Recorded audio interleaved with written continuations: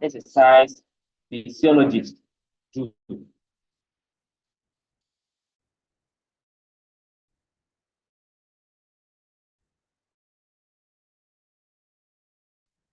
And exercise physiology can help their clients to prevent or treat athletic performance goals.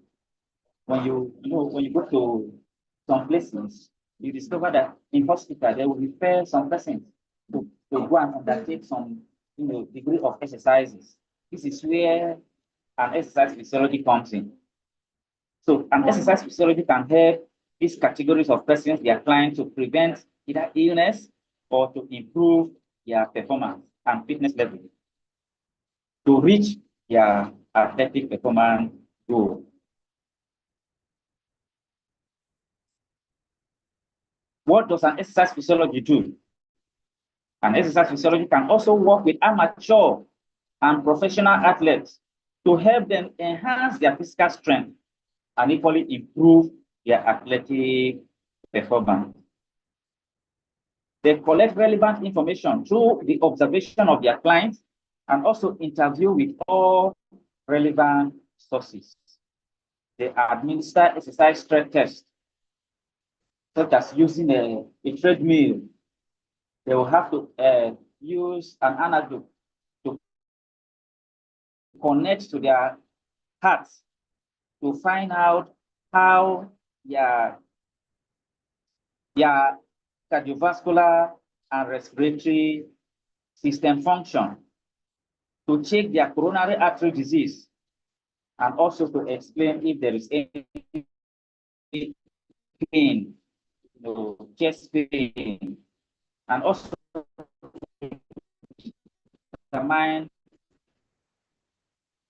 say exercise level is working. What does an exercise based on accurate physiological profile to scientifically support single sport and multi-sport athletes? They can equally use their skills and knowledge to interpret the test result and recommend ways in which the client can optimize their physical activity. What does an exercise physiology do? They can demonstrate the correct use of exercise equipment or execution of customized exercise conditions in accordance with regulatory and credentialing requirements. What does an exercise physiology do? They measure and assess respiration, metabolism, as well as nervous, pulmonary, and cardiovascular function to monitor athletic training. What does an exercise physiology do? They can equally evaluate the effect of a customized exercise or conditioning programs on the client and make changes if necessary. They can equally provide proper medical care.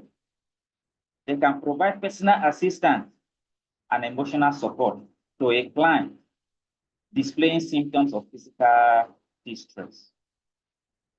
What does an exercise physiology do? They can establish and maintain successful working relationship with colleagues and clients through open communication. You have to be free. Communicate freely with your clients. Communicate freely with your colleagues. Communicate freely with whoever you meet. What does an exercise physiology do? They can contribute crucial physiological information and collaborate with coaching staff in any sport to enable a long-term athletic performance. They can also educate and guide all stakeholders on heart rate monitoring, recovering techniques, hydration strategies, overtraining, and acclimatization. These are some of the duties or what an exercise physiology can do. They can also offer health and wellness guidance to their clients in a bid to raise their awareness and also to promote the benefit of sports and exercise. And exercise physiology can also teach students about exercise physiology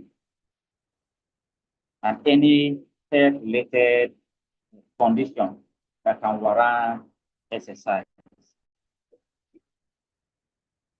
Let's look at factors that are involved in exercise response. As an exercise physiology, when somebody comes to you, they prescribe, a doctor refers somebody to you to coach that person or to prescribe some exercise to correct some illness. What are those things to look for as an exercise physiology? So the factors that are involved, we have 4. One is exercise modality. 2, we have exercise intensity. 3, we have exercise duration. 4, we have exercise categories. What is exercise modality? As an exercise physiology, you have a client before you. You have to make sure you carry out some health check to make sure the person is okay, doesn't have any challenges that can result to issue tomorrow when you prescribe exercise to such a client. So exercise modality, you have to do what? What are those modes? It means the type of activity, the type of exercise, the type of sport. For example, jogging, for example, aerobic exercise, anaerobic exercise, skipping, step bench, sit up, sit and reach, press up, all those things, they are the exercise modality you can prescribe for a client. The second one is exercise intensity. This has to do with the time, sorry, the level, either minimum or maximum. So it simply refers to the highest intensity, the greatest goal or longest duration an individual is capable of doing. So we have 3 levels of exercise. We have low intensity, we have medium intensity, and we have, moderate or medium intensity, and we have high intensity. So when you get a client, you have to check to know the level, you have to check the age bracket and to know the level of this exercise you can engage that person, either low intensity or moderate intensity. Usually high intensity is for athletes, professional athletes. They can go into high intensity. So for low intensity, there are those type of exercise you can, engage. Why you can communicate while engaging in it. You can be communicating with your colleagues, you can be communicating with your coach. But when it gets to moderate or medium intensity at this level, you have little time to even communicate because you'll be exhausted. So you exercise intensity, you have to know the level you can place this client. The next one is exercise duration. This one has to do with time. For 10 minutes, for 20 minutes, for 30 minutes, for 40 minutes, or 1 hour. That is the duration. Then you have to go into the category, exercise categories. Then you have to talk about you have to categorize it from this, either you do this particular exercise, weightlifting, or this skipping, so on and so forth. I believe we are all together. Can you all hear me? Yes, sir. Yes, sir. We can hear you, sir. I hope I'm not talking to myself. We can hear you, sir. All right. Okay. All right. Thank you very much. So, like I gave example of a moderate intensity exercise. You can have like walking, like hiking or jogging, water aerobics, like swimming or dancing or playing tennis, biking, so on and so forth. So when you are prescribing an exercise for your clients, you have to either make use of these two, low intensity and moderate or medium intensity. But for high intensity here, this one is for athletes. For athletes, they can go for fitness tests when they any for example football, basketball, handball players, they normally go for fitness tests. So the exercise used to test their fitness is under high intensity exercise.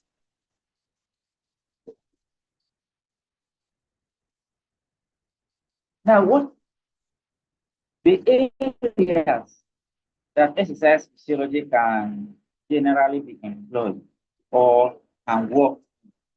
Exercise physiology are generally employed by sport organizations like clubs, football clubs, basketball clubs, like any sport organization. It could be amateur, it could be professional.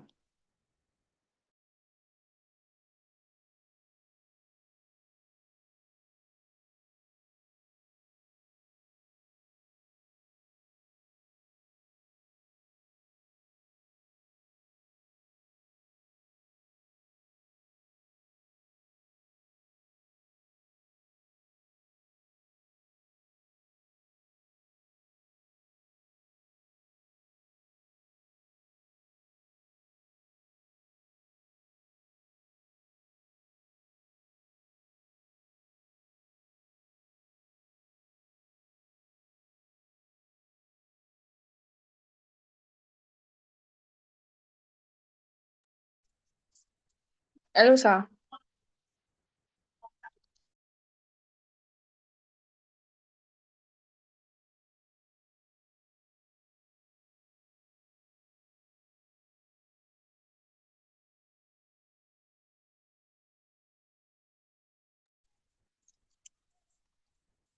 He has left the call. Probably he had issues with network. Please let's start noting our questions so that when you come back, you can just round up and then we'll ask our question. Thank you.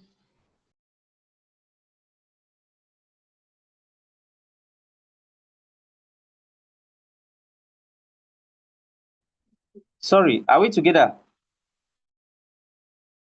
Yes, sir. Hello. Yes, sir. Yes, sir. We are with you, sir. So we are in the area and exercise physiology can be employed or work. Just like I mentioned earlier, I said it's from some sports organizations like clubs, like we in a can work there as an exercise physiology. Institute of Sports, you can equally work there. You equally have national sport governing bodies. You can equally work in such places like health and fitness facilities. Where some states normally have a gym, or we have private gym. So you can work there as a gym instructor. You can equally work in athletic training programs at colleges or universities.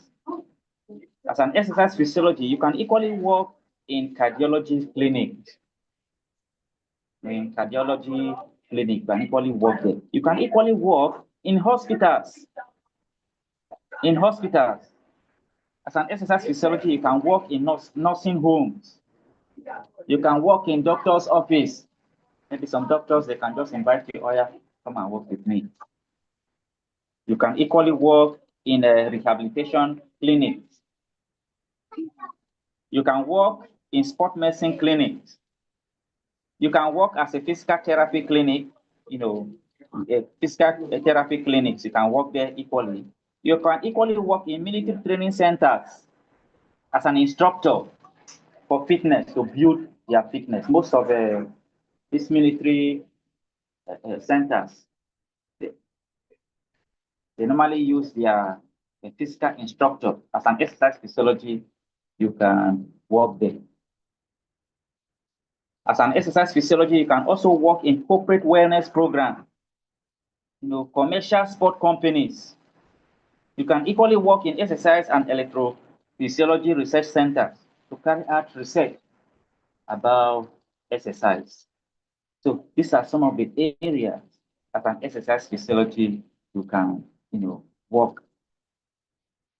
You can work.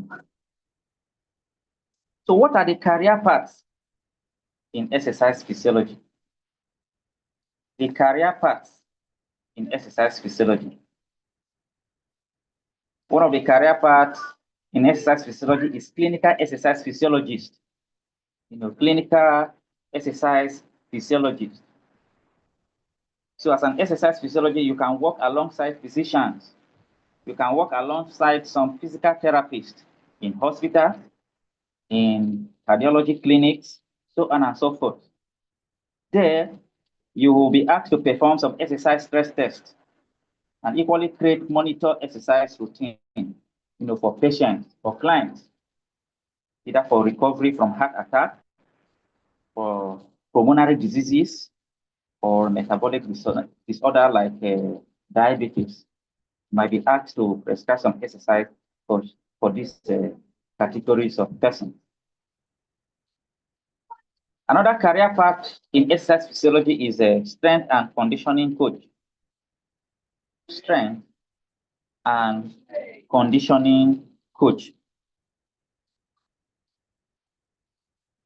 So here you can work either with the university athletic program to build, strength, to build speed, coordination, flexibility for optimal performance, either as a private or public facility. Another career path of exercise physiologist is corporate welfare manager. You can partner with companies, to design employee fitness programs. You can design fitness program for the employee in that company. Or health risk assessment, can serve as a health risk assessment officer. You can equally, make provision for wellness initiative for the employees to take part in such initiatives. And this part also aims to improve overall employee health and equally reduce corporate healthcare costs. They improve overall employee health. You can equally work as a researcher or academia.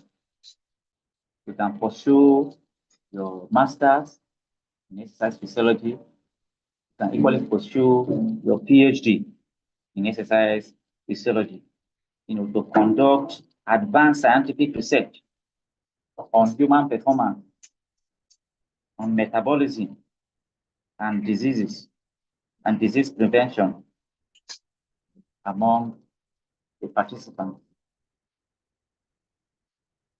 Now, what are the exercise prescription? Let's look at exercise prescription. So as an exercise physiology, you need to, know all this. Exercise prescription.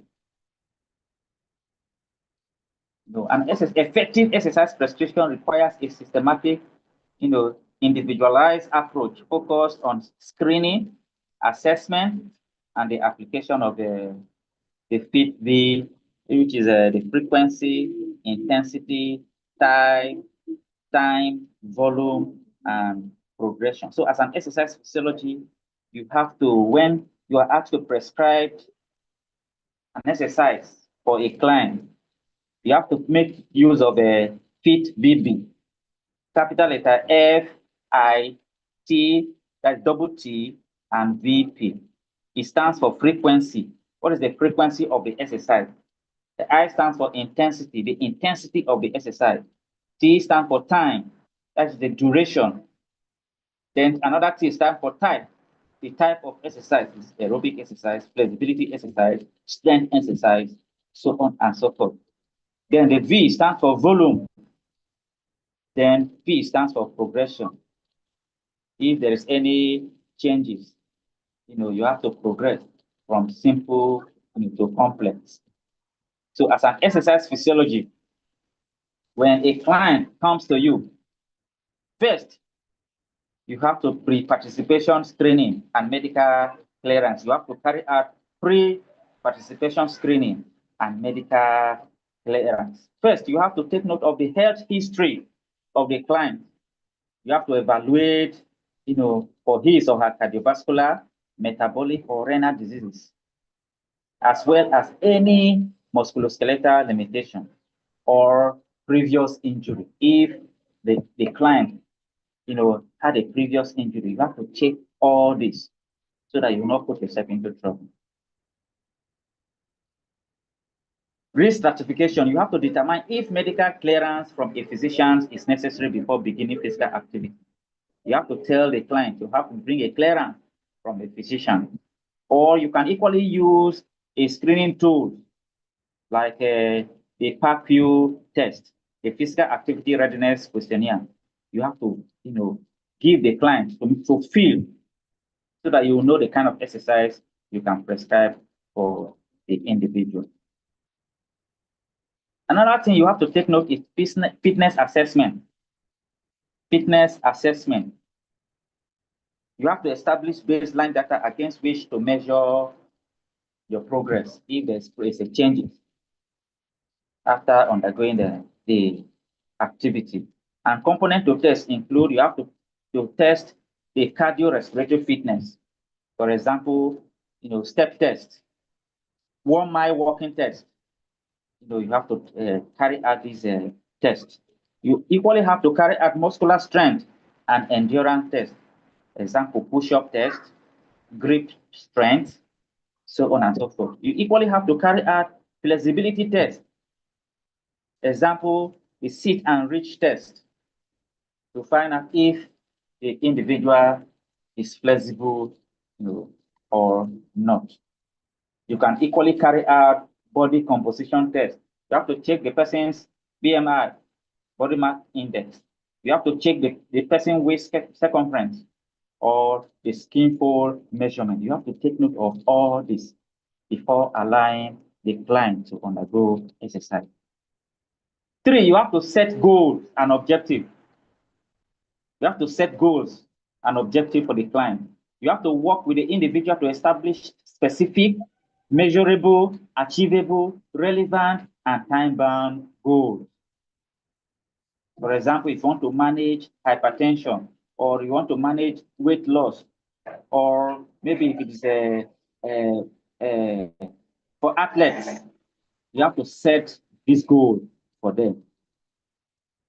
Another thing you have to do is to apply the FIT-BB principle. You have to apply the FIT-B principle, which the F stands for frequency. How often is the exercise performed? Is it 2, 3 to 5 days per week? Is it only once per week, or or twice per week? Then the intensity. How hard the exercise is. You have to first measure the heart rate. You have to set time, the duration. Is it only for 20 minutes? Is it for 30 minutes? Or 30 to 40 minutes, 30 to 60 minutes per section? It's easy. Then the type, the mode of the exercise. Is it weightlifting? Is it brisk walking? Is it dance? Is it aerobic exercise? Is it swimming? So on and so forth. Then the volume, the total amount of exercise, the total calories burned, or total weight lifted per week. You have to consider all these principles. Then progression, how the program advances over time. You have to increase, the intensity gradually. Typically from 10% per week, you have to increase to 20%, to avoid injury or overloading. Then incorporating program components. A safe, well-rounded workout should always follow this structure. For you to, allow the clients undergo an activity first, you have to allow the clients to participate in a warm-up exercise for 10 to 15 minutes, just light movement or dynamic movement. to prepare the heart and muscle for the activity. Then conditioning phase. This is the main workout, either aerobic activity, resistance activity, or flexibility. First, you have to follow the feed restriction. Then you have to use 5 to 10 minutes cool down. This one, you have to use low intensity activity to gradually return the heart rate and blood pressure to baseline. An example of this activity is stretching. You have to stretch the muscle. The monetary adjustment and reassessment. You have to regularly track adherence and physical adaptation. You have to adjust the program from the frequency, the intensity, the time, the type, the volume, and progression. You have to adjust it, so that it will not lead to injury. So you have to follow that principle.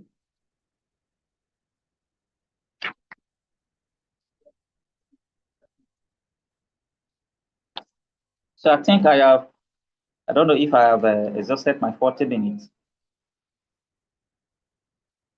Are we together? Yes, sir. I'm with you, sir. Okay. Yes, sir. So, thank you so much for that insightful session. So now we are in the question and answer session, and there's a lot of questions already.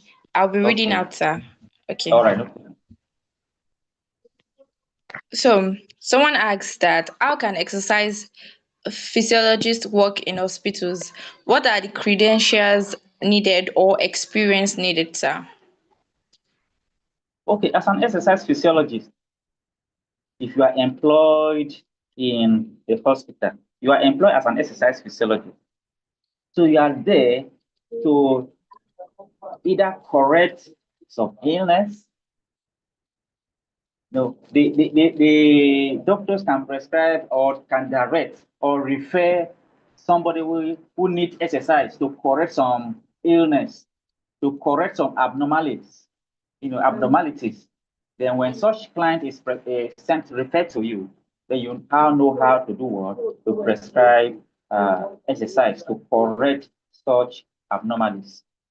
So an exercise physiologist can work there. You can work with cardiologists, some doctors, you can work there.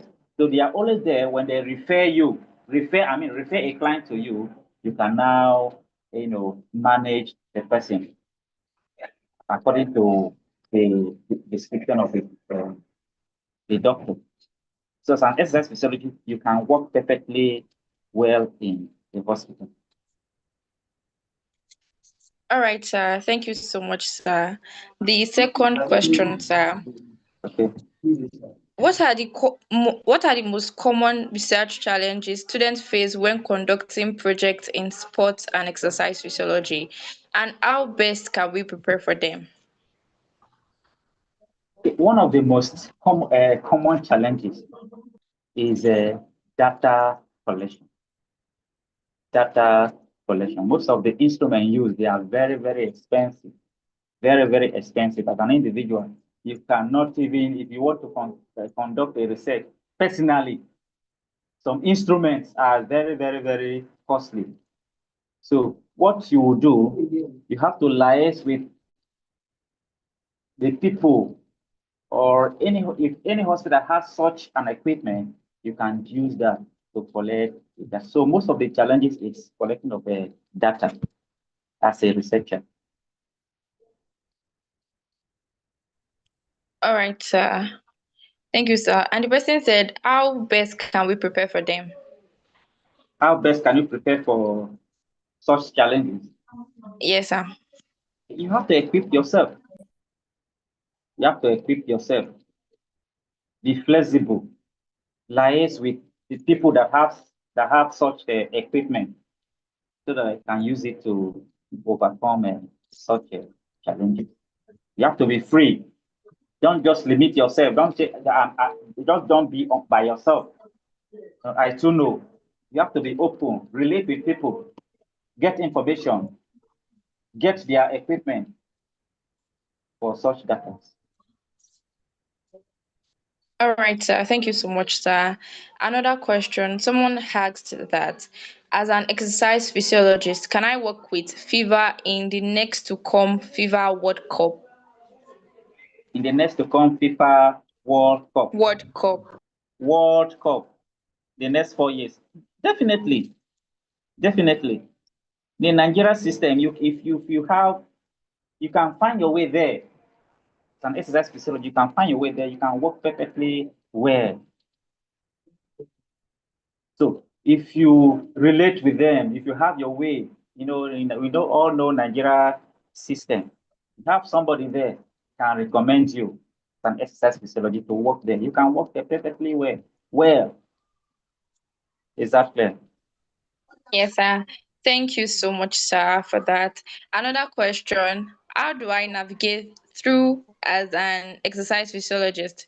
More attention is not really on this aspect of physiology, but as someone interested in sports and exercise physiology, how can I navigate through? Okay. Well, if you want to navigate through that area, first you have to get your BSc. You have to get your BSc. Then, like in our Nigeria university, normally this course is under education.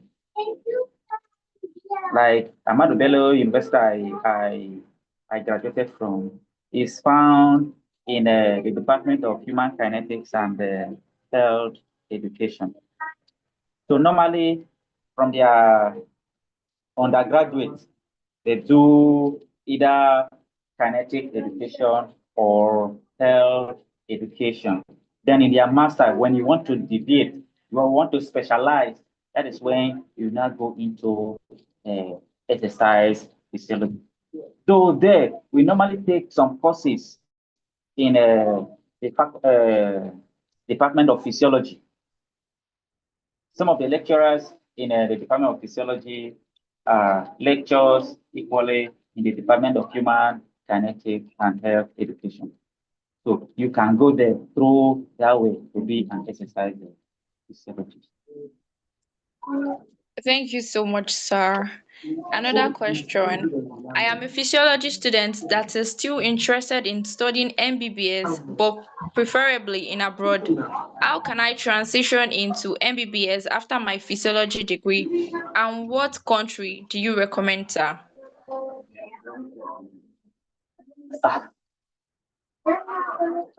well, I don't know any country in particular that does that. I don't really know, but you can research. You can research. You can go online to search for any, university abroad that can accommodate such courses. You can do that. Just research. But for now, I don't know of any university abroad that offered such courses or that can, uh, incorporate you to study in it. All right, sir. Thank you so much, sir. Another question. Beyond academia, what do the career opportunities look like for a physiology graduate specializing in sport and exercise within the current health and fitness industry? Okay, apart from academics, if you don't want to be a lecturer, just like I earlier mentioned, I said you can work as a gym instructor. You can equally work. I mentioned some of the areas you can work in. You can work in the hospital. You can work, with a doctor. You can work in sport clubs. Sport clubs. You can work in nursing clinics as an exercise physiologist. You can work in rehabilitation clinics. You can work as in a physical therapy clinic. There are many areas you can work. You can equally work in cardiology clinics. These are the areas you can work in if you don't want to go into academics. So as an exercise facility, you can work in those areas. Institute of Sports, you can, okay, this one is academics. You can work in sport organizations, sport clubs, so on and so forth. Is that clear? Yes, sir. Thank you so much, sir. And that's the last question, sir. Thank you so much, sir. We really, really do appreciate it. Thank you for the insightful session, sir. You're welcome. Without taking much of our time, I would like to invite our second speaker. But before I do so, I'll briefly read his citation. I'll be sharing my screen to that so that we can all see. While I read the citation, please let's make use of our virtual applause. Thank you. Dr. Roland Akigbe, MBBS, PhD, is an accomplished physician scientist, physiologist, and internationally recognized researcher whose work spans reproductive medicine, toxicology, endocrinology, oxidative stress, and molecular medicine. He is a faculty member in the Department of Physiology at Ladoke Akintola University of Technology in Nigeria and serves as the director of the Reproductive Biology and Toxicology Research Laboratory. Please, I'm not seeing our virtual applause. Let's keep it coming. Thank you. With over 200 scientific publications, thousands of citations, and an impressive age index, Dr. Akigbe has established himself as one of the world's leading biomedical researchers. His pioneering studies on male reproductive health, environmental and drug-induced toxicity, oxidative stress, and fertility preservation have significantly advanced scientific understanding and informed clinical practice worldwide. He has been rated one of the top 2% scientific consecutively in the last 5 years. Let's keep it coming. Thank you.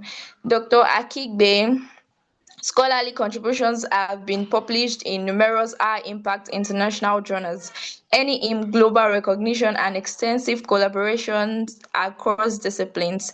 His research excellence, mentorship, and commitment to scientific innovation continue to inspire the next generation of researchers and position him as a prominent voice in the translation of biomedical research and global health. A passionate educator and prolific scholar, Dr. Akigbe remains dedicated to addressing pressing health challenges through cutting-edge research, evidence-based medicine, and the training of future scientists and healthcare professionals. With virtual applause, please join me in welcoming Dr. Akigbe. You have the floor, sir.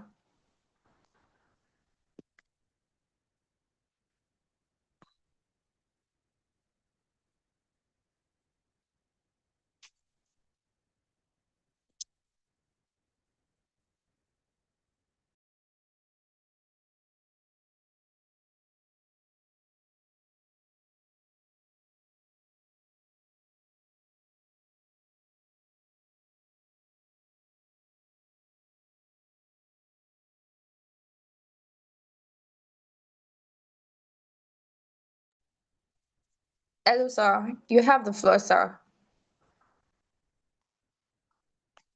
All right, thank you. Good evening, everyone. Thanks Good evening, sir.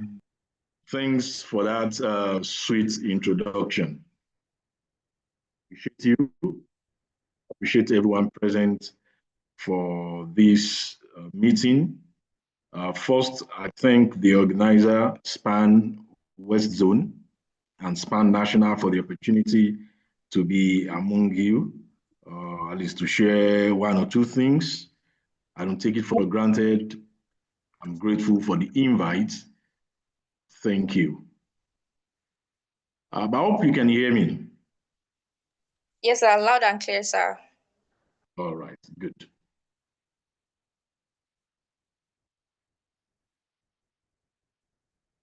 Okay. Can you see my screen? Yes, sir. We can see your screen, sir.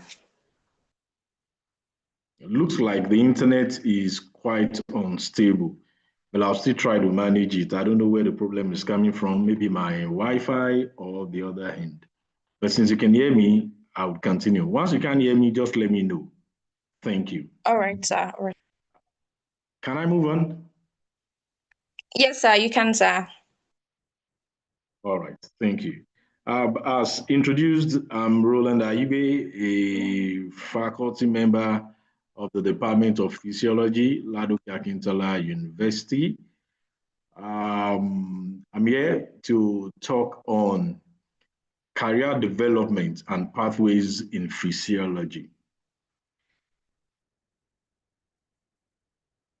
I bring greetings from Ladoke Akintola University of Technology, Ogbomoso, Oyo State, Nigeria, the best state university in Nigeria.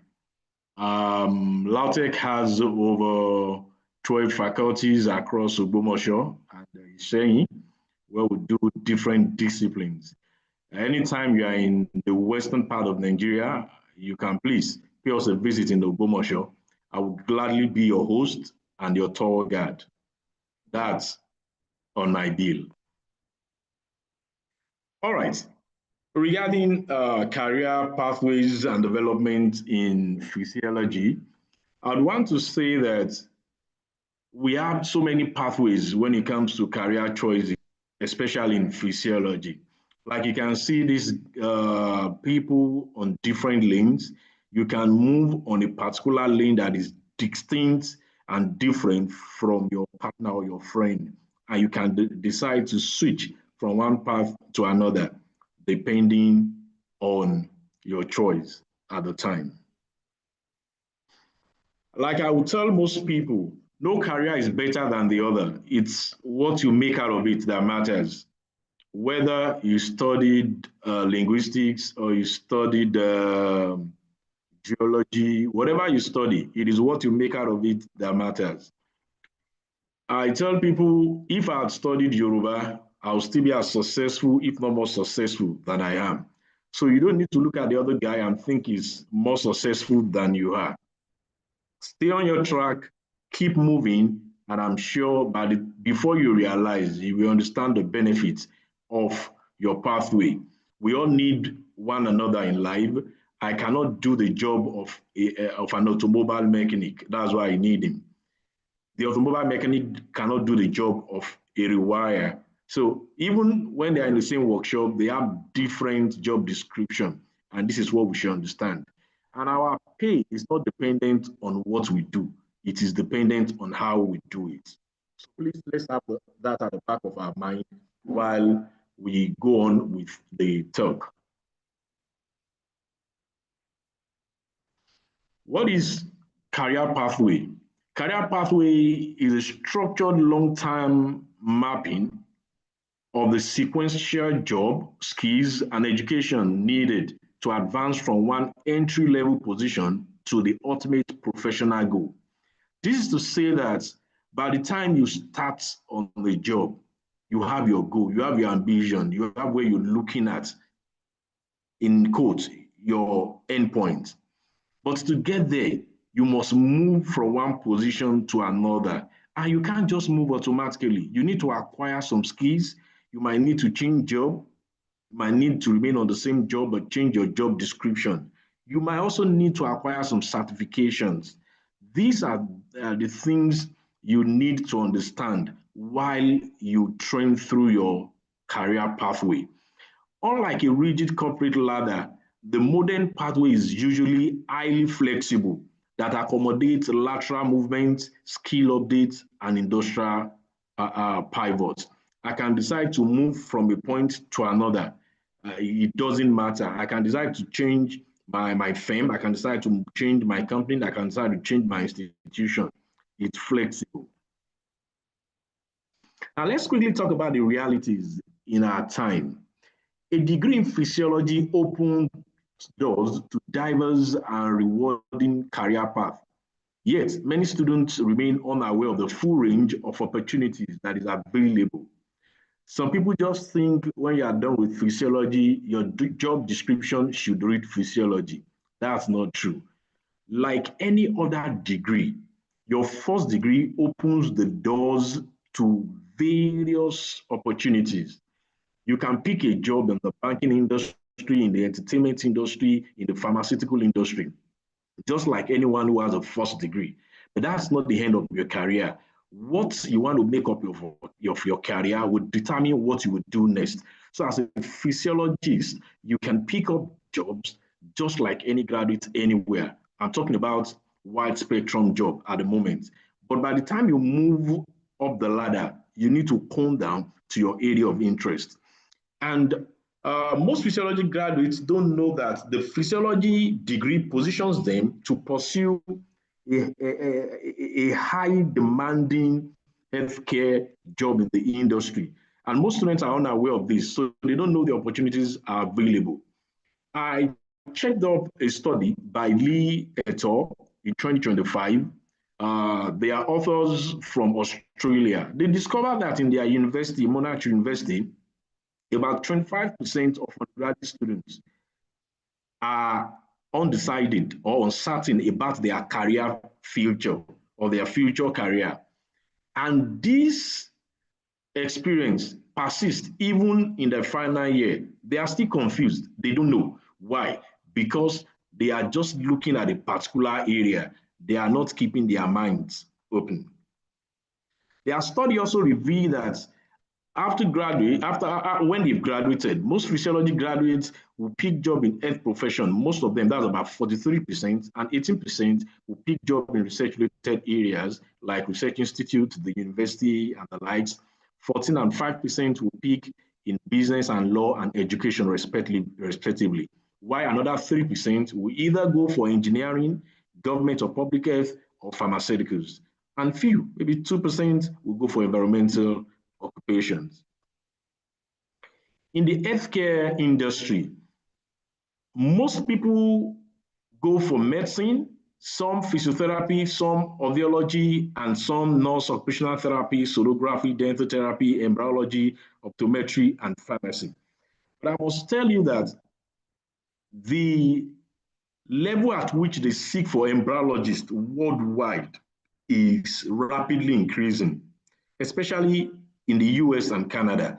They need embryologists, and we have few embryologists. So if one is interested in embryology, I think this is not a bad idea. Go for certification programs in embryology, go for IVF training, and you can always pick the job in IVF centers or in the university system. Up to 60% of our students aspire to pursue a career in medicine. Why? I don't know. We have other specialties like anesthesia, cardiology, respiratory medicine, endocrinology, and diabetes, metabolic medicine, sports medicine, geriatric medicine, emergency medicine, and general practice.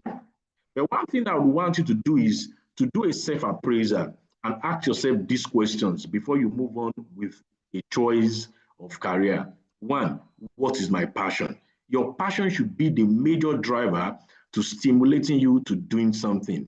If you don't have a passion in something, you get easily frustrated. So what am I passionate about? Am I passionate about discovery? Am I passionate about taking care of people? Am I passionate about soccer? Am I passionate about sport generally? This question must be answered to help you decide on your career pathway. The other question that is important is, what skill do I need to acquire for this job I'm going for? For example, if you want to go into embryology, then you need to go for IVF certification courses. We have a list of them. Israel is the most popular. You go for certification courses where you can obtain certificates to be licensed to either work with or employ people. Now, what other certificates do you need to get on that job? You might decide to have a master's in reproductive physiology, or reproductive anatomy, or embryology. This will be a booster to your certification courses that you've done. Don't forget, acquiring a certificate is different from acquiring a skill. You need these two to remain on the job. The next question you should ask yourself is, how long will it take for me to acquire the necessary skills and certification? Now, this is important, although we want to run away from it. If I obtain my first degree at the age of 35, and I think I want to go for a certification course that will take 6 more years, at that time I'll be 41. How useful would I be? Except I'm passionate, I should not do such. But if I'm still passionate about it, then yes, I can. But I graduate at the end of 20, 22, 23, 24, 25, and I want to go for a certification course. I'll take 2 years, another certification course, 2 years, and I also need to do masters. I can do all these pari passu and still complete them before the age of 30. Then I'm still useful in the society. Ask ourselves these questions. And finally, does my personality align with the job requirements? We need to understand our personality. For someone like me, I like discovering things. I like to take care of people, and I love to teach. So it's not far-fetched why I'm in academics. Since I love to teach, my students will tell you I don't mind teaching for even 10 hours a day. I enjoy teaching, and I want to teach you well to know it. But for someone who does not like to teach, you do not like to read more, academics will be boring. If you hate to see blood, you can't work in the lab. You can't work in the hospital. If your passion is about sports, you can keep watching soccer or anything from morning to night, then go for sport and exercise physiology. If you are passionate about helping people get better, helping them get well, then you go into clinical physiology. If your personality aligns well with helping pregnant people, then sonography will not be bad. Do up sonography. That is also a field that is highly competitive in the US, Canada, and the UK at the moment. I have a lot of physiologists who are in those countries, and they are doing fantastically well. Once you have asked yourself these questions, then you can begin to think about these career trajectories. We have 4 basic career trajectories globally: the knowledge-based, the skill-based, the management-based, and the entrepreneur-based. Nothing says you cannot do 2 at a time. Sometimes you can juggle between 2 careers at a time if you are effective in doing them. I tell people, if they say, can you multitask? Everybody should be able to multitask. The age where we are in now is a time where you can't just sit on the job and say you are doing well. You need to work with people. You need to diversify. So doing 2 things should not be bad, but they should be 2 relevant and interrelated things so that the stress will not be much and the skills you have acquired in one will be useful for the other. The focus area for knowledge-based career is the formal academic credentials from BSc or BTech to MSc or MTech, then to PhD. Then you can have a career progression from research assistant to associate professor or reader, then to being a professor. Then you climb the ladder from being the HOD to being the dean of the VC as you want. I think at this point, I must tell you that the relevance of physiology in Nigeria is so obvious that at the moment, we have not less than 3 sitting VCs in Nigerian universities who are physiologists. I think I know Professor Latunji Bello at LASU, Professor Stanley at the Zikwe University, and Professor, what's the name again? Professor Daniel Chukwu at the Federal University in Ebonyi. So these are pathways in the knowledge-based trajectory. The other is the skill-based trajectory, where you acquire hands-on skills, practical expertise, and vocational training. This is important when you're thinking of electrophysiology. You want to go into ECG, EEG, echo, sonography. You won't graduate and say, okay, I have a BSc in physiology, I'm going into echo. Yes, that is good, but you have to obtain certification courses. Then you have to acquire skills on such such job. So if you're thinking of electrophysiology, go and obtain certification courses, go and acquire skills on how to conduct and interpret ECG and EEG. I tell people, don't just sit on ECG. Someone else might come tomorrow to compete with you. If you are going for electrophysiology, do all electrophysiology certification courses. Then you can do sonography too. Then you move from a particular step to another, depending on where you work. If you work with the Ministry of Health or Public Health Service, you move from one step to another. And there are also management-based career trajectories. This include the corporate leadership, team oversight, and business strategy, where you can be your CEO. You can start with working with a particular firm. Then you move from being maybe a coordinator to marketing manager, to just climb the ladder depending on the organogram of the firm. And finally is the entrepreneur base, where you are involved in business creation, freelancing, and personal risk taking. You can be a copywriter. I know a lot of physiologists who are into copywriting, and they do well. They might be working for people and they might be working for themselves. It depends on what job level you are and how good you are. There are so many industrial roles for physiology, and I will just mention a few, such as the medical science liaison, product development, clinical trial coordination, medical communications, health-related data science, biotechnology, and pharmaceutical industry, and consulting. Now, all of these roles will require specific skills. For example, the clinical trial coordination, you might need to do a master's in public health. That's a professional master's degree, MPH, plus or minus a doctor in public health. That would enhance your skills in project management. So for each of these roles, there are skills to be acquired, there are certificates to be obtained, and the earlier you start, the better. Now we have emerging careers for physiologists.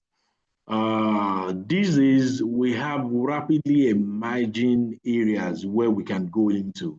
An example is data science and AI in health, where you can use high throughput techniques, patient electronic medical records, electronic wearable devices, machine learning algorithm for health intervention.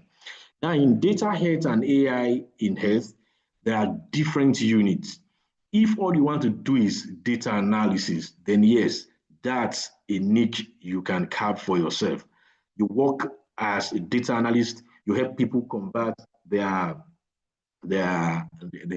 studies into useful tools that will help in health policy. And you can decide to work in the healthcare unit like a hospital where you manage their medical records. You know, usually we used to have the local manual way of medical record keeping, but now it's electronic. You can decide to manage electronic records. And we also use this in diagnosis. We have electronic devices that are wearable to monitor vitals, to monitor sleep patterns, and the likes. I have a mentee currently is in the UK, and he works in the sleep clinic. What he does is to monitor people with sleep disorders. You want to know how the sleep pattern, how the drugs are working, how they are responding. These are career pathways for physiologists, and these are part of data science and AI in health. Another is commercialization. I hope I'm still audible, please. Yes, sir. Loud and clear, sir. All right, thank you. Another is commercialization. You can decide to bring discoveries into the market that people can buy and use for healthcare. It might be drugs, it might be devices, it might be kits. The labs need analytical kits for colorimetry, kit for PCR, kits for ELISA, kits for Western blot. Some people would have to do this. Physiologists are involved. Some people would have to market them. Physiologists are involved. So commercialization is an emerging area where physiologists can key into and cash out easily. And the fact that you're involved in commercialization does not mean you can't pick another job elsewhere. That's why I said you can diversify and do 2 or more, depending on your capacity. Another unit in commercialization is strategic collaboration with biotech companies and government agencies. I think I've minimally spoken about biotech companies when it comes to biotechnology, the development of biowares, the development of kits. Now, government agencies would usually need people to help integrate their policies between the government and the populace. So physiologists can key into this because we need people who understand health. And physiology is a study of the normal functioning of the cells and organ systems in the body. So we need someone who understands this, someone who can translate and transcribe what these devices would do, and who will be able to explain to the populace in lay term what this means. So this is another major aspect where physiologists can key into. And finally on that is business plan development.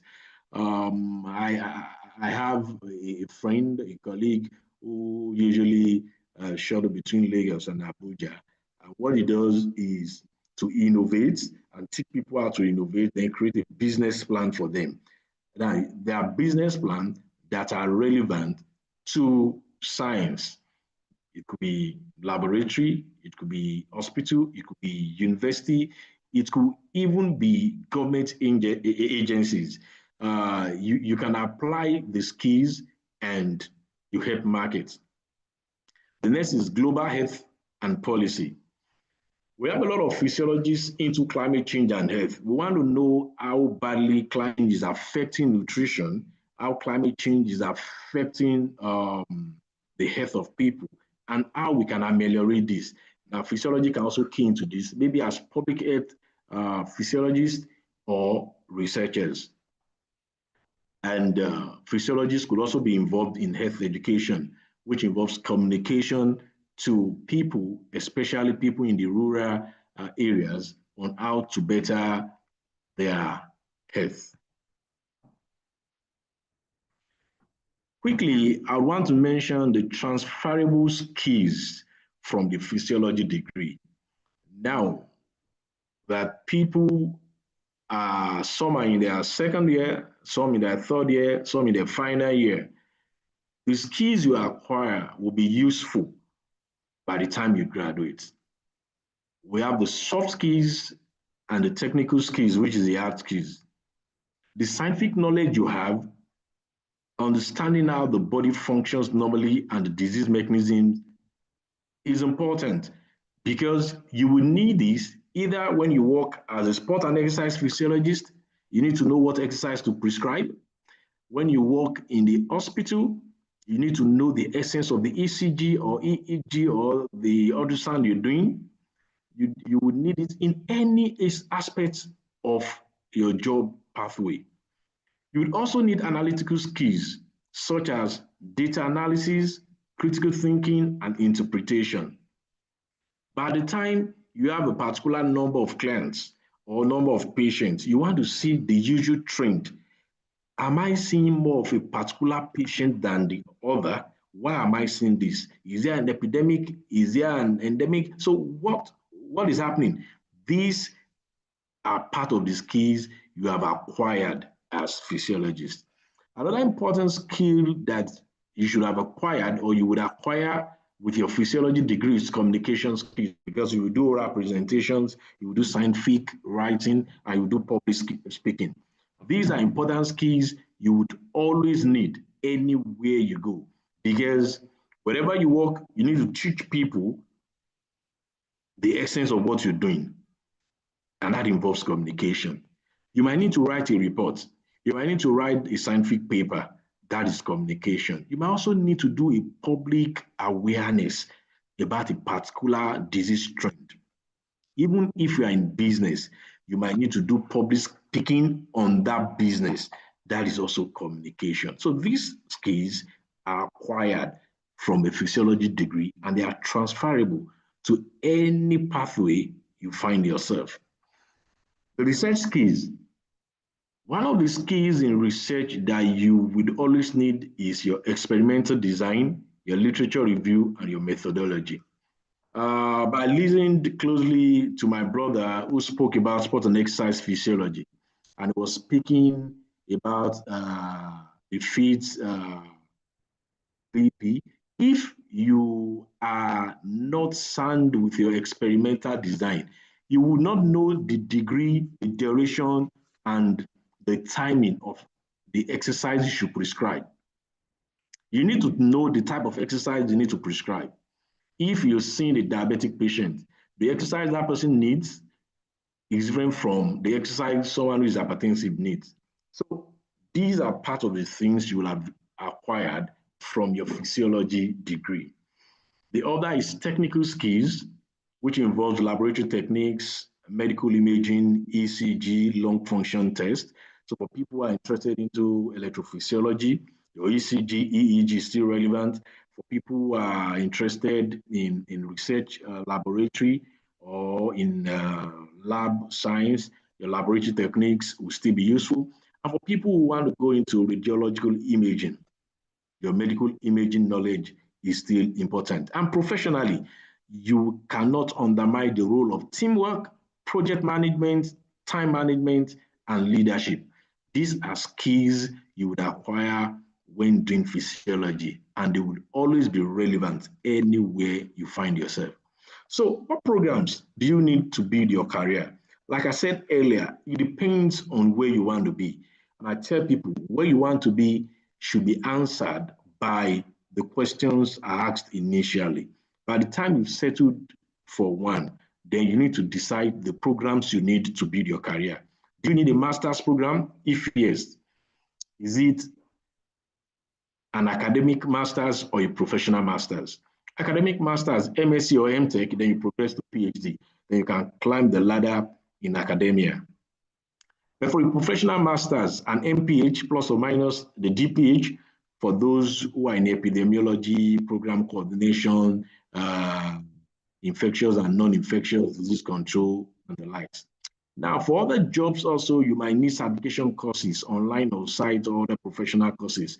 If you want to go into IVF, if you want to go into sport and exercise physiology, if you want to go into optometry, audiology, sonography, you need to go for certification courses.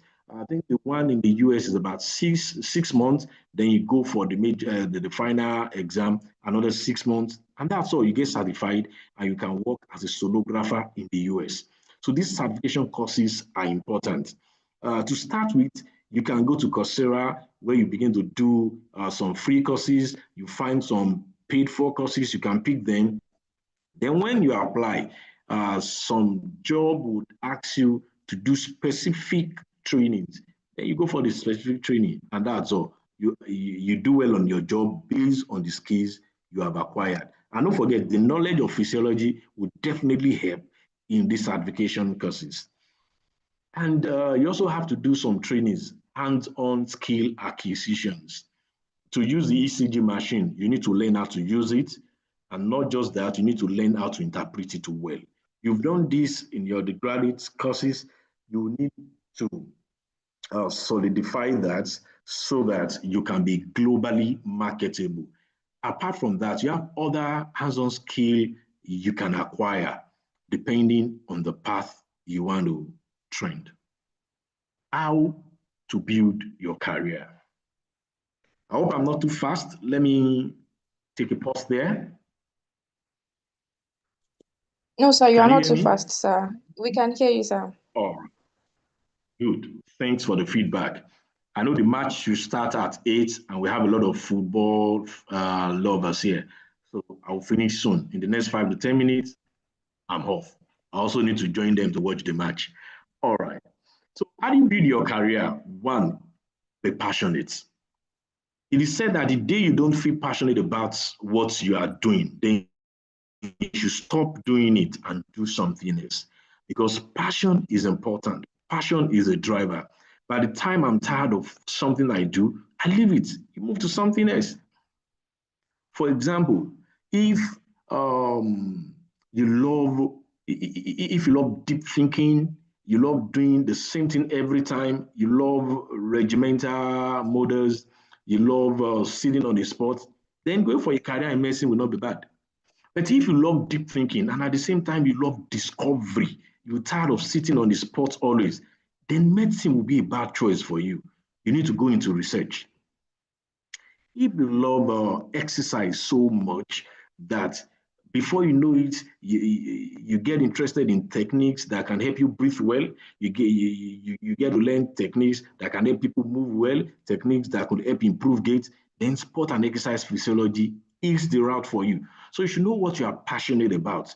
You should know what drives you, what flair you have about something. So the passion you have about a particular career choice is very important. So you don't just do for money alone, you'll be working for passion. I'm not saying money is not important. Money is important because if you're passionate and you are broke, forget it. The second way to build your career is to put yourself out there. You won't just sit in your room or in your crib and you think your job would come. No. You need to build your credentials. You need to prepare your CV and send it out. Let people know you are available somewhere. Like I said here, if there's a job that you want, if there's a position that you want, if there's a professor that you want to work with, send that email, ask for that meeting. What's the worst that can happen? Rejection. Anybody can be rejected, but that's not the end of life. That doesn't met with rejection at a point in time. It doesn't matter. If you need to walk up to someone to explain yourself to the person, you need someone to mentor you, you need to get to a position, walk up to people in that field, talk to them, they will guide you. And if you think you are good in a job or on a job, prepare your credentials, send your CV, but please package your credentials very well. You might have the same credentials with person B, and the person B is more sellable. It depends on your credentials. It depends on your communication skills, because your communication is reflected on your CV and by the time you go for interview. You should also build a strong team around you. Like we say, science is much fun when you're surrounded by people that enjoy it as much as you do. So if you want to go for sonography, look for friends who are interested in sonography, so you can begin to search for opportunities together. You can begin to think alike. You can begin to read the same thing, discuss the same thing. Before you know it, you are there. If you're someone who is so keen about physiotherapy, sport and exercise physiology, look for people of like minds. You can do the same things together, do the same readings together, discuss together, look for opportunities together, and you are there. And the same goes for every other career opportunities. You need to look for like minds, strong teams, not selfish people.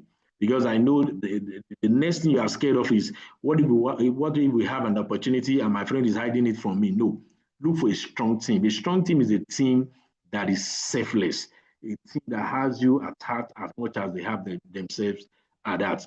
The sky is wide enough for everybody to fly. You also need to be proactive and seize opportunities. When there is opportunity to give a talk, say yes, I'm available, give the talk. You never can tell who is listening to you.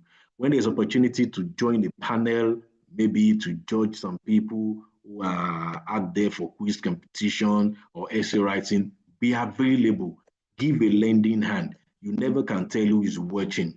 An opportunity can open from there. It has happened to me before. I never knew somebody was watching until the person just handed over a grant that was accepted.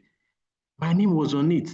I will be paid personally. My studies would also be paid for. That was something I did not struggle for. But somebody was looking at me and appreciated my proactive nature. Then when it came, I seized the opportunity. You should also learn to channel your nervous energy into confidence. I know by the time you're in your final year, most people will get more nervous. What am I doing next? Instead of getting unnecessarily nervous and anxious, channel this energy into building your confidence. Develop your confidence. This will help you on your job. And another thing you must do is to stay optimistic. Your future is bright. That is not debatable. It is not controversial. As a physiologist, your future is bright. I tell people physiology is the bedrock of medicine. And that's why to date, the Nobel Prize is still the Nobel Prize for physiology and medicine, because physiology is the heartbeat of medicine. So the future is bright. You have a lot of opportunities around you. Remain optimistic, look around with your lens, and go for what you want. Nobody can stop you. You need to keep an open mind. You don't need to be too reflective. When something gets to you, don't bounce it back. When it comes, don't bounce it back. Opportunity rarely shows up the way you expect. More often, it's disguised as something uncomfortable or inconvenient. Like we'd always say, no pain, no gain. So if you do not invest your time, if you do not invest your skill, if you do not invest your fund, you won't get better. and opportunities will come and you would miss out. So you should always be prepared for any opportunity that comes. When you get a piece of information, work on it, research on it, apply. When you have an idea, build on it and move on. When someone makes a suggestion to you, develop it and move on. Wherever comes your way, digest it, analyze it, and definitely you will get better. These are ways you can climb the ladder easily. Challenges would come, definitely. Challenges from the environment, from the workplace, from people you work with. But when you keep an open mind, you are not disturbed, you are not perturbed. You keep moving until you get there. There's a destination you are looking at. You keep moving until you get there. So it's important that you keep your fingers crossed, you embrace opportunities while they come, and you keep an open mind. It's important that I talk about networking. We would always say that your network is your network, vice versa, your network is your network. So what you are worth is dependent on how many people you are connected with. So it's important to set a goal to talk to a career coach or mentor frequently. I must say that your mentor might not necessarily be your supervisor. I know a lot of students I supervised, and if they are not interested in what I do, I refer them to someone else who shares the same interest with them. But if your supervisor is your mentor, good. Speak to your supervisor, speak to your mentor. Get a mentor is important. Discuss your plans with your mentor. He'll be able to tell you, don't do this at this time, do that. Don't do this at this time, do that. Because if you have a good mentor, he will not want you to fall into the same pit he fell into. That will save your time. What I spent 10 years to get, my mentees should not spend 3 years to get them. Because I've made my mistakes. I've learned while using the rope. So easily I can tell them, no, don't apply these routes. Use this, use that. They won't make the same mistake I made. And the same goes for every other career opportunities we have. There are missteps, and everyone is prone to these missteps. The only person that can guide you, apart from God, to avoid this misstep is a mentor, a good mentor. So the mentor will tell you what you need, how to get it, and how not to get it. This is very important, and I can't overemphasize this. It's very, very important. You need to get a mentor. You need to get a role model. It might not be someone you know. It might be someone you can just get the contact, the phone number, you can chat with the person on phone, you can call the person, you can pay visits to the person.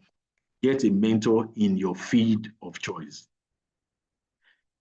For every hour applying to jobs, spend an hour networking. While you apply for a job, network with people. What are you doing at the moment? What's your interest? Meet with people. It's not just sufficient to do social hangouts. While even doing your social hangouts, connect with people. They would help build your career. I can't sell my idea if I don't have friends to sell it to. The first set of people you sell your ideas to are your family members and friends. If you are no family members and friends, who will you sell your ideas to? And that's why Yoruba will say, Latin question, charity begins at home. Whatever I have, I sell it to the people in my household. Then I can move out to my friends. I move out to my religious colleague. I move out to the community. That's the way it goes. But if I don't have people around me, if I don't have good network around me, who do I sell my ideas to? Nobody. It's also important to know that in networking, we must attend conferences, relevant conferences, industry conferences, academic conferences, depending on your area of choice. Attend conferences, go to exhibitions, talk to the exhibitors, learn one or two things, and you get better. For example, my students know I don't joke with their writing skills. Last year, I took some of my students to Lagos for the PSN conference, where most of them presented one or two papers, they got corrected, and they got it published in their name. Their motivation got increased, their morale were higher. That is what a mentor would do. That is what attending a conference would do. And the same goes for people who are interested in other aspects of the career pathway. Going for conferences is important. You meet people at the same ladder level as you are. at a superior level and at a lower level, so you can build your network. It's also important to optimize your LinkedIn profile for discoverability. LinkedIn profile is a professional social medium where you can sell your credentials. People will see what you can do, people will appreciate you, and will get connected to you. I have a friend, all she does is to write, put it on social media, and links her LinkedIn accounts to it. She got a job on writing. So what she does is to write for them. She wants to go on a leave just to pick a job for writing because she is paid in US dollars. And by the time you convert it to Nigerian naira, don't let me say what amount it is, but definitely more than ×3 of what a good job in Nigeria would pay her. Finally, on networking, you need to build connections before you need them. Don't begin to look for connections when you need them. They won't be relevant because people don't want to be used or abused. So before you need connections, build them. Before you get to point K, by the time you're at point B, begin to build what you will need at point K. When you get to point K, begin to build what you need at point Y and Z. Because when you need them, you can easily get them at the snap of your finger. It's not that when you now need them, you begin to call them. No, it doesn't work that way. And by the time you have used the connection, don't burn the bridge. The bridge will be necessary for you. There are a lot of connections I have never used, but my mentees have used them. I have collaborations all across the globe. There was a particular one in Germany when we were doing an online program.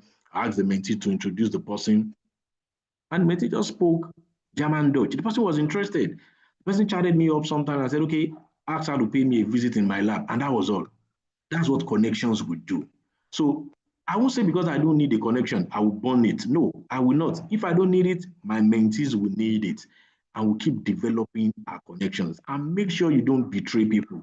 That is burning or destroying bridges. Do not betray people. Do not abuse relationships. You would need them. Action steps. When you are in your first or second year in physiology program, please, you must explore career options. Know where you can work, how you can get there, join student societies like SPAN.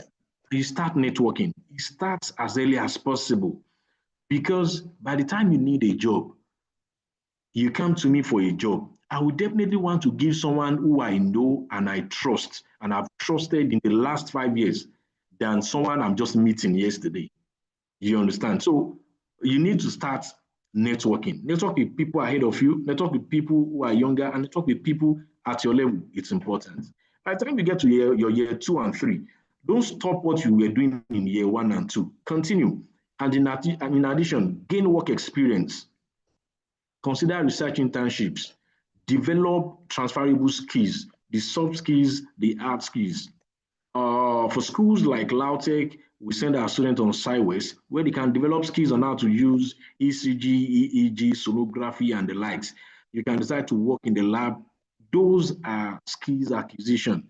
And for people, I tell them, even if you are not on sideways, you want to come and do something in my lab, you are welcome. We will teach you, we will develop you. That's the part of research internship. You need to develop those skills. The earlier, the better. And your final year, start to seek mentorship. Attend career fairs, conferences, and the like, and apply for graduate programs or job.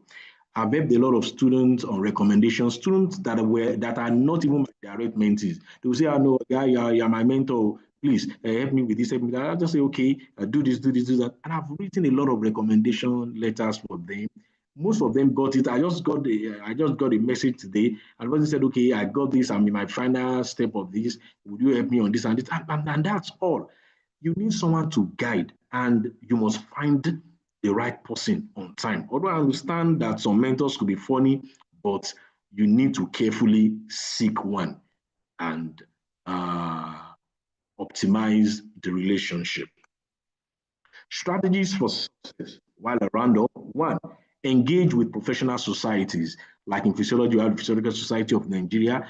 If you have an interest in a particular aspect for example, andrology. Andrology is fertility for male. Then you can join Andrology Society. I belong to the Andrology Society of America, and I'm a committee member for new members. So we call it membership committee. So we would gladly welcome you.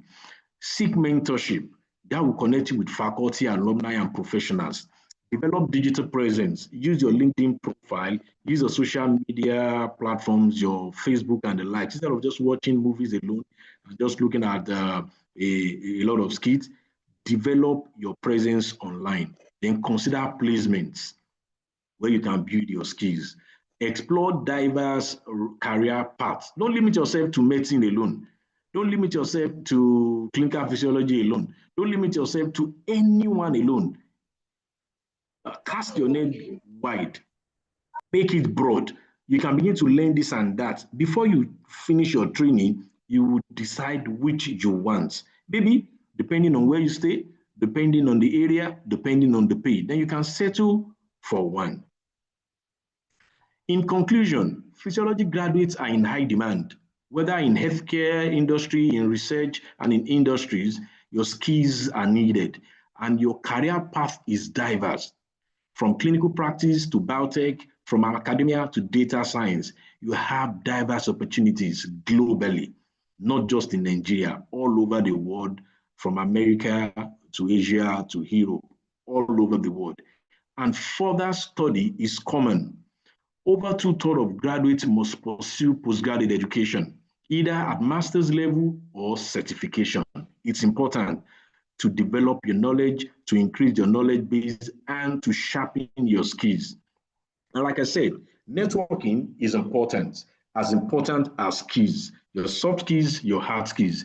And you need to be passionate and proactive because opportunities will come, but you must be ready to pick those opportunities. Like I said earlier, I would want to reiterate, no career is better than the other. It is what you make out of it that matters. The regret of not trying will always weigh heavier than the fear of taking a risk or taking a chance. So I would advise, when it comes, take that chance. The worst that would happen is rejection, and that would not kill you. But the regret could be destructive. So please, grab every opportunity that comes and use it. The question that should keep pondering on your mind is, what career paths am I interested in? What skills do I need to develop? What can I do to better support career exploration in physiology curriculum? Would I consider a career in the industry? Why or why not? These are important questions. Thank you for listening. If you need to get across to me, please, you can use this email, ahigberoland1@gmail.com, or you chat me up or send a text message on this number, 08035924989. Once again, thank you to everyone present. Thank you to the organizers of this program, and a big thank you to my mentees who are at this webinar. I can see a few of them, to all RepTre members, my mentee at Lautech, my collaborators. Thank you. Thank you very much, sir, for that insightful and enlightening presentation. We truly appreciate the practical knowledge and valuable perspective you've shared with us today. Thank you once again, sir. There are a lot of questions already in the chat box, and I'll be reading it out, sir. Oh. So, sir, someone asks that, I'm curious about your career journey. After graduating with an MBBS, what inspired you to pursue postgraduate studies in physiology and become an academic in this field instead of focusing on clinical practice? All right. Do I answer that first? Yes, sir. Yes, sir. All right, thank you. Quickly, I love practical response so that people will not be misled. You see, I told you earlier, what you're passionate about matters a lot, a lot. Years back, I had my admission to study physiology in the University of Ilorin. I did, although I wasn't satisfied because that was not what I wanted. which is the case for most of us.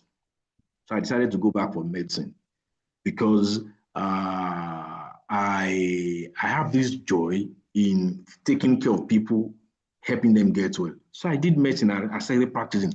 I was doing very well. I was going up the ladder very well. I was doing fantastically well. I had my private practice, but there's this part of me, that science, that research. I kept going to the lab. I kept working. I kept publishing. And I said, no, instead of just sitting in the hospital, can I not bring research to my life fully? So I decided to quit hospital with the government. Yeah, I still run my private practice, but I went for a full job on academia. Why? Because I am passionate about teaching. I'm passionate about discovery. And if I keep doing the same thing every time, I get bored. So I need to keep working. And my student will tell you, when I teach, I don't get bored. I'm happy to read, to teach, and to develop. A few years ago, I was using rabbit as my model. At some point, mice as the model. At another point, Wister rat as the model. But now, recently, I use Drosophila as the model. You understand? Science, inspiring, passionate about it. So for me, that was my selling point. For me, it's a calling. It's not just about passion. That's where I should be. And that doesn't affect my clinical practice anyways, if I must say. But I'm passionate about teaching and discovery. Did I answer that question? Yes, sir. Definitely, sir. Thank you so much, sir. The second question is, for those of us leaning towards sports and exercise physiology, what specific transferable skills should we focus on building right now? And how can our research projects open doors for us in the sports career pathway? All right. Thank you again for that question. First, I'll start with the transferable skills. One, communication skill is important. Even if when you get a job as a sport and exercise physiology, you don't just jump on your clients. You know, we have clients and we have patients. In sport and exercise physiology, most times we use the word clients. You don't just jump on your clients. You must explain to them what you want to do, how it will be done, and why it should be done. That is communication skill. So you need that skill. Another skill you need is analytical skill. Sometimes you could collate all the data of the client you've seen over time. You want to see which case is more rampant, why it is rampant, what are the deterrents, and what are the promoting factors. This could be sent to the news media. This could help in policy design. This is another skill, the writing skill. So you see, you need a lot of skills. Are you with me? Yes, sir. We're with you, sir. Now, the other part of the question, in sport and exercise physiology, by the time you're planning on your sideways, you might decide to go to gym. You might decide to go to the sports. There's a unit, youth and the likes, those in the stadium. I had this mentee who had to do our NYC program in the stadium so that she's the one managing, she was the one to help in the management of the sports guys. Maybe those playing football, those doing this and that, the athletes. Now, those are the things you must do. Yeah, you can go into physiotherapy too, but don't forget, physiotherapists, they have their counsel and they want to block your chances.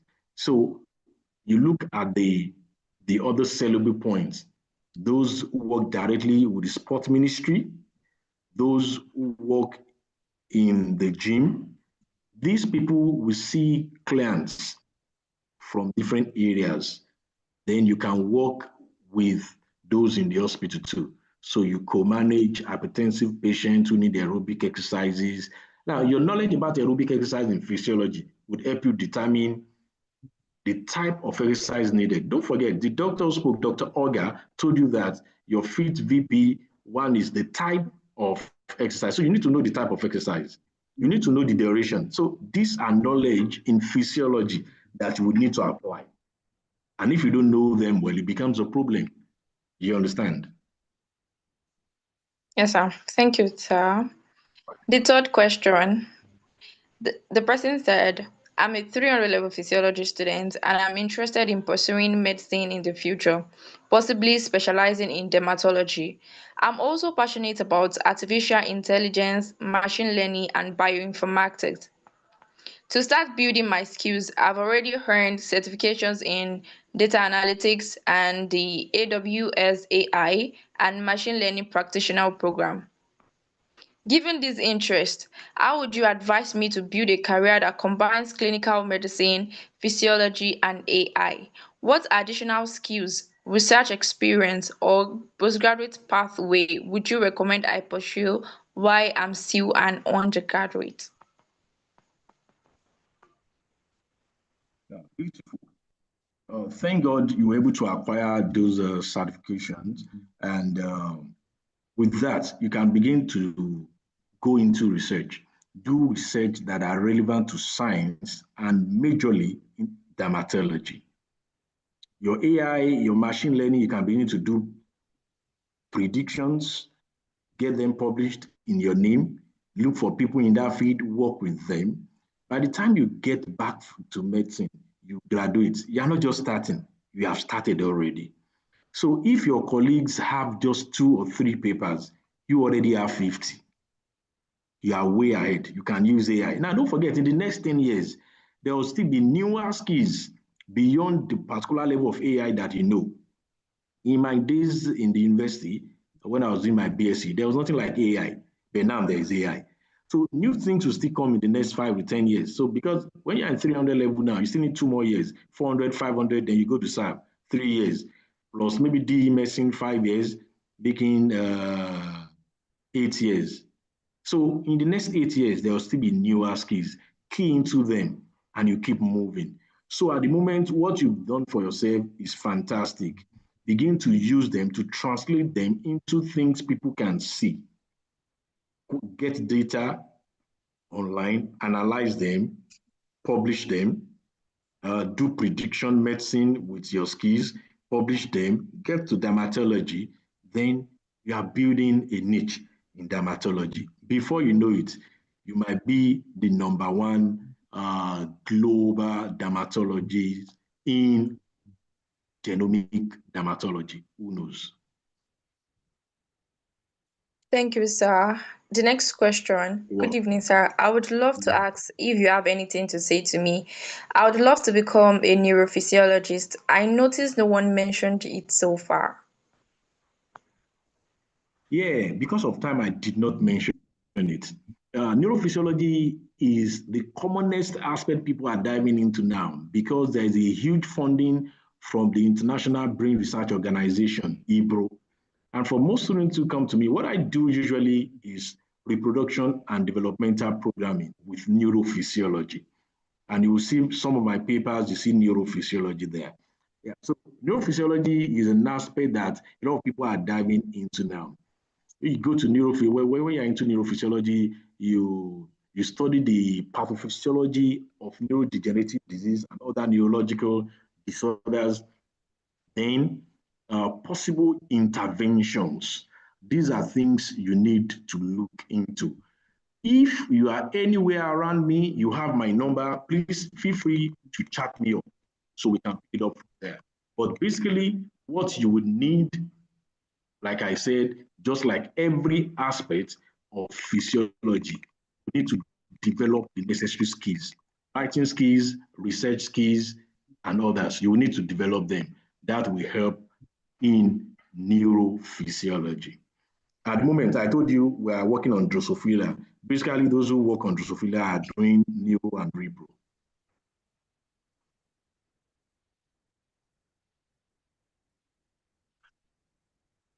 Are we together?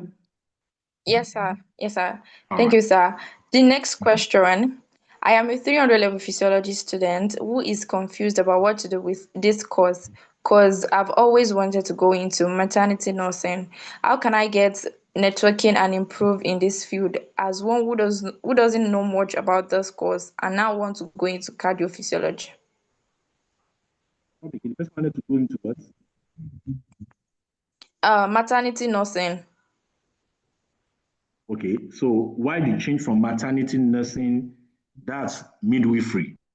Why the change from that to cardio? Yes, sir. Exactly, sir. And so why the change? Um, Let me read it again. Let me take it again, sir. I'm a 300 level physiology student who is confused about what to do with this degree because I've always wanted to go into maternity nursing. How can I get networking and improve in this field as someone who doesn't know much about this course and now want to go into cardiophysiology? That's what I'm saying. The person wants maternity nursing. Yes, sir. Now, how does the person want to improve and still wants to go for cardiophysiology? All right. Can you please unmute your mic to answer the question, please?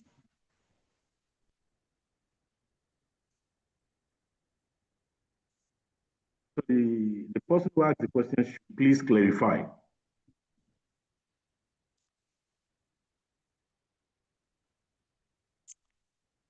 Okay, good evening, sir. Good evening. Yes, sir. So what I'm trying to say is that I actually wanted to go for maternity nursing, but I wasn't admitted into that field. And Okay. I still have passion for it. But when I started studying physiology, I didn't know much when I started. But when I ventured into it, I derived passion towards cardiophysiology. And I don't Okay. know much about this field. So I'm asking that how could I get networking and improve in physiology field as I want to like go after my passion? Now, your passion is cardiovascular physiology. Yes, sir. That's beautiful. So if your passion is cardiovascular physiology, it's simple. You are from which school? Lautech. All right, beautiful. We have cardiovascular physiologists in Lautech. Dr. Saka is a cardiovascular physiologist. Walk up to him, tell him that I said you want to see him, that I said you should see him. You are interested in cardiovascular physiology. Professor Afolabi is also in cardiometabolic. You can easily walk up to him. Don't think he's a difficult person. He's not. Walk up to him. He's ready to mentor you. You can speak to him. He develops you in cardiometabolic physiology. Dr. Ajike is also in metabolic physiology, because most times it's cardiometabolic. There's some people who do more of metabolic. Walk up to him, tell him you're interested in cardiovascular physiology. But I said most people will do cardiometabolic. They'll be interested in helping you. But not to waste time, I'll just briefly tell you that cardiovascular physiology is just like any other part of physiology. You need to know the details of cardiovascular physiology, the diagnostic tools you need there, and any other relevant thing. So if you want to do clinical cardiovascular physiologist, you'll be thinking of doing your echo training, doing your ECG training, you understand? But if you want to go into the research aspect, then you will need to sharpen your research skills on cardiovascular research. And I'm sure Dr. Saka will warmly welcome you. If you are in the University of Ilorin, I have so many other mentors and teachers who are there. Professor Aziz, I think she was the HOD in veterinary medicine, then she became the dean. She's also in cardiovascular physiology. She has an ECG machine, even for animals. She will teach you, train you on how to do it. When you get there, just tell her you are from me. She will gladly welcome you. So it's a field we have people in. And if you want me to help you speak to them, please chat me up. I'll give you an appointment, then I lead you to one of them. They would gladly and warmly welcome you into the cardiovascular physiology field. Thank you very much, sir. You're welcome. Thank you so much, sir. Someone said, I saw physiology and MBBS on your profile. Please, how did you transform from physiology to MBBS? I'm interested in doing the same, preferably abroad. Which country would you recommend, sir? Yeah. Well, I think I mentioned that briefly. I did mine. So my transition is not something I should repeat now. I just mentioned it. But quickly, like I said, I did BS in physiology. I wasn't satisfied. I went for MBBS. I still wasn't satisfied because I wanted to teach. I wanted to research. So I did my master's and my PhD. And now I'm a clinician physiologist. But now talking about the country, you see, the country is dependent on where you can get. Keep applying. You would get scholarships, fully funded or partly funded. Then you can, because the country is dependent on policies. Before, everybody wants to go to the US, but since the arrival of Donald Trump, it became a problem. So if I'd advise you to go to the US, it becomes a problem now. So it's dependent on where you have your fund. If you have full funding, good, go to the university where you have full funding. Even if it is in Sweden, it's okay. If it's in Finland, it's fantastic. Anywhere you get your full funding, it's okay. If you have partial funding in Germany and you have full funding in Sweden, obviously, I would ask you to go for Sweden. You understand? So apply to as many as possible. Nobody will stop you from applying. I'll definitely be available to help you write recommendations. If you need 1,000 recommendations, I will help you, don't worry. So apply to as many as possible. The ones that click, you can now wait. I have a mentee, I told the same thing. At the moment, she's in Malaysia. She got another one in the US. Unfortunately, she cannot get into the US because of the Trump policy. So what we said was, start the one in Malaysia. Once the policy Donald Trump brought in is lifted, you can switch. Otherwise, continue with that of Malaysia because you have just two options. Pick one first, don't waste it. Did I answer your question? Yes, sir. Thank you, sir. And the last question, sir. The person said, I am a 400 level physiology student. I picked interest in the research physiology. How can I tread this path? And is there any recommendations you can make, sir?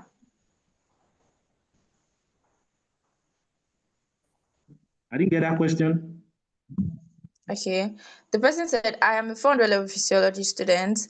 I picked interest in the research physiology.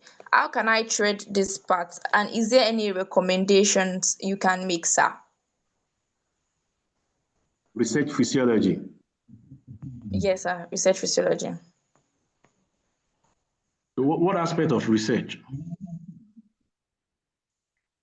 We have neurophysiology, we have cardiovascular physiology, we have reproduction.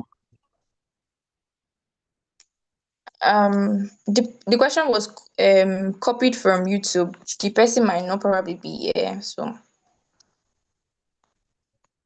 All right, that's okay. If you are interested in research, possibly you don't know what aspects to sit on first, then begin to develop your skills. One important skill is animal handling. You need to know how to handle different animal models. Rabbits, rats, mice, Drosophila, even fish. I have a fish physiologist. She's an Indian and she's in India. And she has done so much on arsenic contamination in aquatics. So pick different models, work on them, and you get better on them. Learn on data analysis, learn how to handle little data to huge data, learn on how to write. Once you learn how to write and the likes, then before you know it, you get better, you get rounded, then you can now begin to develop your niche. Am I going into oncology or reproduction or developmental programming or what? So this would definitely help you build your career. Did I answer that? Yes, sir. Thank you so much, sir. Thank you so much. This session has broadened our understanding of the opportunities available in physiology. Thank you once again for your time, sir. As we bring this 3-day physiology webinar series to a... You're welcome. Yes, sir. Thank you, sir. As we bring this 3-day physiology webinar series to a close, I would like to thank our distinguished speakers, the organizing committee, and every participant for your time, support, and active participation. Thank you once again, and have a good evening. Thank you, sir.